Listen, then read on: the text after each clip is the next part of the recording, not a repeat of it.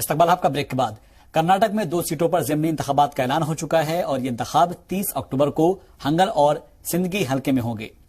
ہنگل حلقہ اس لیے چرچا میں ہے کیونکہ سی ایم بسوراج بومئی کا تعلق اسی حلقے سے ہیں اور آنے والے ضمنی انتخابات میں بسوراج بومئی کا مقابلہ کانگریس کے امیدوار شرینیواس سے ہوگا، جبکہ جے ڈی ایس نے مسلم امیدوار نیاز کو میدان میں اتارا ہے۔ شمالی کانگریس کے سینئر لیڈر عبدالحکیم نے مسلم ووٹوں کو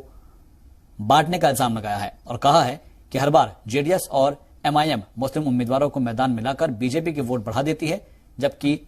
مسلم ووٹرز بڑھ جاتے ہیں۔ خصوصاً ہانگل کا جو الیکشن ہے بہت اہمیت رکھتا ہے،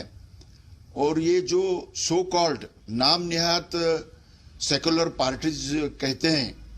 لیکن آپ دیکھ سکتے ہیں کہ دونوں جگہ سندگی اور ہانگل میں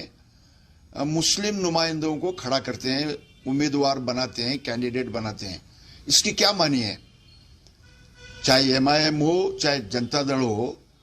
یہ ان کی یہ پالیسی ہے اور ان کی اسٹریٹجی ہے کہ مسلم ووٹرز کو ڈیوائیڈ کیا جائے اور بی جے پی کے نمائندوں کو اس الیکشن میں جتایا جائے۔ اس کے سوا میں سمجھتا ہوں کیا بھی ان کی پالیسی نہیں ہے۔ ماضی میں بھی وہاں پر ہمارے کانگریس پارٹی سے منوہر تحصیلدار صاحب آئے تھے اور بی جے پی سے اداسی صاحب آئے تھے، اور ان کے انتقال کی وجہ سے یہ بائی الیکشن ہو رہا ہے۔ مانی جو ہے ایک سیکولر امیدوار ہے، تعلیم یافتہ ہے،